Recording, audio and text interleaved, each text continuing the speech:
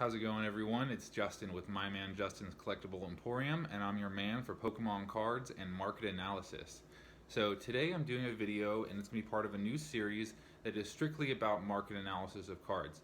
Part of my eBay store, I get like a bonus app called Terapeak Research that allows me to do research on specific items. And I wanted to do a analysis of the Hidden Fates set because my most recent collection, I did purchase some Hidden Fates cards, or it had a lot of Hidden Fates cards in it, and when I was pricing these cards out, I noticed that some of them were pretty expensive, and I was curious about this. They seem to have risen in price over time, and I wanted to get some more deeper analysis on these cards to see if these were a good set to invest in, which is something unique to a newer set. Before this, I would say most cards from XY on at this point aren't the kind of cards that you're going to purchase to invest in.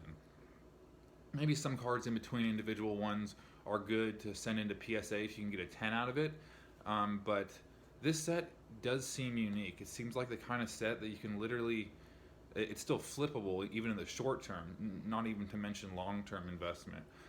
So the first card I did analysis on is the Shiny Altaria. And I chose this one first because it's kind of a middle-of-the-road card. It's a full art shiny card. It's right now around $15 to $20 selling price in mint, near mint condition, ungraded. And just to give you some analytics for the past 30 days and year, the 30-day sell price average is at 25, although that's actually a bit inflated because there's been a couple PSA 10 variations that have sold this past month that have make that number a little higher because you can't filter out the listings with PSA 10 in the title. So, and to mention the PSA 10s, this card is a good card. If you really think it's a PSA 10 candidate, it is a worthy investment because the PSA 10s are selling for around $100 right now, and ungraded mint, near mint, it's worth about $15. The problem is that the PSA 9s are only worth about $20. So it's a risk. You really want to make sure that it is a real 10, and that means looking at the borders especially, and making sure that it's actually centered enough to make a PSA 10 grade. So in the year average, it has a $15 average price sale. And when I looked at the trends for this card, unlike the others we'll get into later, it had a really steady sell price over the year average. The market trend was just like even all the way through from July of last year to July of this year. There is a pretty good market share. There was, in the last year, there was 283 sellers and 423 sold. So that's almost almost 50% market share. So that's a good thing, and that's kind of to be expected with a card that you have to pull from a pack. It's not going to be concentrated in just a few people, although it still can be concentrated because people like retailers are going to get bulk product, and they can crack open packs by the hundreds, and then they end up with a lot of them. But still, seeing that kind of market share on this card is a good thing. So I mentioned that it was steady over the past year. It did start to increase slightly in May, which is a trend that happened with the other cards as well, because that's when they started phasing them out of stores. The PSA 10 prices had the biggest raise in price. They went from they were selling for around $50 for a PSA 10 in May, and now they're worth about $100. So we are seeing an increase in price in the graded ones. Next card I did was the Shiny Rayquaza, and that's this one right here. This card is a little different, and I wanted to do analysis on this one too because of the fact that it's a promotional card and isn't found in packs. It was in one of the collection boxes. So with this one, the year average for price sold is $14.46, and the 30-day average is $16.33. The market share with this card is much different. The year average is 247 sellers, but 660 sold. And what I think that is from these retailers that buy them in bulk. They get a bunch of these boxes, and of course, when they crack them open, they're going to have all these Rayquazas, and you're going to have a centralized source selling all these cards. And as far as the trend I noticed in this card, there was kind of a U shape over the year. It was high when it was released in November. It started to dip in February to April, and now the prices are just coming back up from the past few months. This card is another good card to have in PSA 10. It's also selling for around $100, whereas the 9 not so much. It would really look to get this card in PSA 10. That's what the buyers are wanting in that card. They're not interested in the 9s as much. Now the next card I did analysis on was this shiny Sylveon. Now this card was really impressive. I mean, this card is it's had a couple PSA 10s sell this month for around $350 to $400.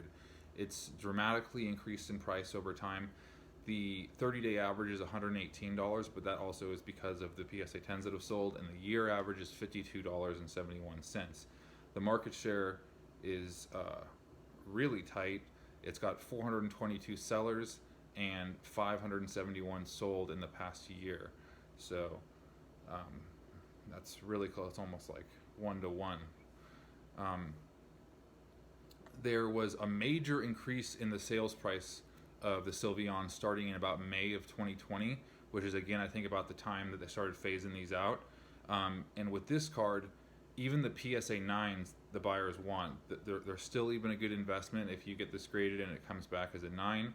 And of course the 10 is really increasing in price to $350 to $400, whereas in earlier when the Hidden Fates were more popular in stores, it was around half that price. So we're seeing huge increases in price on this card. The only question now, I think, is the trend going to continue to go up? And I think it's very possible. I think this is just such a unique set, having all these shiny cards kind of in one, and being, well, really the only set that has done something like this. We've seen shiny cards in almost all the eras have some type of shinies. They release in black and white, they release shinies, and they did it small amounts over several sets. They did the same thing in the platinum sets, it's just a unique set in that way, and people are really liking it. And now that it's phasing out of stores, the demand is getting really high on them. Now the last card that I did analysis on was the shiny Charizard, and I don't have this card yet, although this is a card that I do want to purchase. I'm looking at purchasing him right now because I think this is going to be a stable investment to buy in the long term. The average price sold in the past 30 days is $453, which is pretty accurate. People are actually asking around $600 now for a near mint ungraded. And the total sellers in the past year is 1,693 with 4,065 sold. So, like I said, the raw mint card selling around 600 the past month. The PSA 10 variant has been selling from around 1,000 to 1,200 in the past month. This is a huge increase because in March of this year, the raw mint near mint was selling for around $250. So it's been a huge price increase. These are becoming really sought after. People want them really bad, and the only question now is how much it's going to continue to increase, and how steep that increase is going to be. But I don't think the interest in these cards is going to go away. I think this is a card that collectors want and investors want. So it also, like the other cards of Sylveon and the Rayquaza, there was a bit of a U shape. It was when it was released, they were high. They dipped out once a time passed. Once they phased them out of stores, the price started going back up. I noticed there was an interestingly low market share compared to the other full art shinies found in packs with the Charizard, but there was a really big market share last month, about 50%. So now it's like the cards have been dispersed among people, and now it's more naturally being traded. So that also might make the price worth even more because it's more decentralized in the way they're going to be dispersed, and there's going to have to be more negotiation to get these cards sold. So in summary, I think Hidden Fates is proving to be a good investment, especially if you started purchasing these in about May, when they started phasing them out of stores. And I think a lot of people did that too. I think a lot of people saw this. I bought some myself, and I'm going to buy some more. I actually have a store near me that has about 5 of the big collection boxes with the jumbo card promo, the normal promo, and 4-packs. There's about 5 of those there, so I'll probably pick those up. So basically, people are still wanting these cards, and they can't be found in stores as often. So even the tins are going for like around $35 to $40 when they're only $20 in stores. So I think there's still going to be some upward growth with this set. I don't think it's peaked out. It's just the fact that this set is just so unique, having so many shining cards, being just a set centered around shiny cards, makes it very unique, unlike any other of the newer sets, and that just makes it's just very much an anomaly, because newer sets don't have these type of trends usually, especially as a set as a whole, and we're kind of seeing that with all the cards. And it's got some great other cards that aren't shinies along in the shiny vault, like this Brooklet Hill. It's another $20, $25, $30 card, and people are getting it graded. And PSA 10 saw someone asking $100 for it. So this is a good set to have long term. This is an iconic set. This is going to be a stable set for a long time, especially the Charizard. The Charizard is a good card to get now. It's probably going to go up in price over time too. I don't think 650 has. It might be getting close, but I think it still has some ways to go, and especially over time, it also will grow in price. And the cards are just awesome. I mean, who doesn't love shiny variants of cards? Here's the Gardevoir, which is another notable card in the set. The Lycanroc, the Gray Ninja,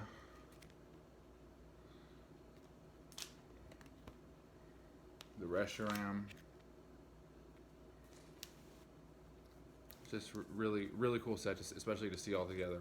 I'm going to try to put together a full set. The Decidueye. So yeah, there it is. So if you can get your hands on these, especially in mint condition, possible PSA 10s, definitely a card worth getting graded. People want these in PSA 10. They want a full collection of them. It's an iconic set. It's a very unique set in the fact that it is actually worth investing in as a newer set, and should not be underestimated in its staying power and demand among buyers. So I hope you appreciated that and enjoyed, learned something new, and good luck in your collecting and investing. I'll see you on the next episode. Thanks.